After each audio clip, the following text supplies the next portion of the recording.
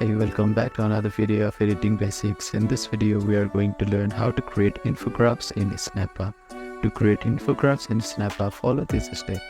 First, log into your Snappa account.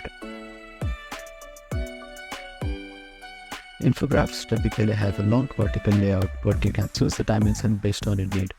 Go to the Templates tab here and find Infographics. It is 800 by 2000 pixels. Snappa has several pre-made templates for infographics that you can customize. If you want to start from scratch, create a custom size on the dashboard. Select a background for your infographic. There is a stock photo or illustration. There are many stock photos or illustrations. You can search it in the Snappa library of images. You can also upload your own image by clicking on Upload tab. An infographic often features a headline or title at the top, followed by the key information in bullet points or scenario.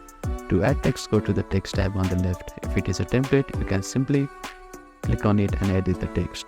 You can also add icons, shapes, and graphics. Go to the Graphics tab and you will find various icons.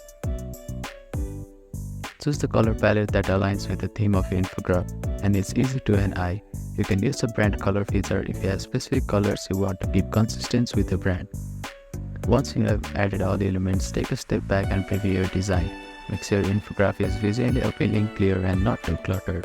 When you are happy with the design, click on Download button on the top right corner. Choose PNG or JPG for online sharing. After downloading, you can upload your infographic to your website, social media, or use it in your presentations, email, or print.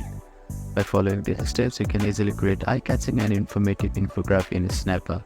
Thank you for watching this video. Please don't forget to like, share, and subscribe to our channel, and comment down if you have any queries.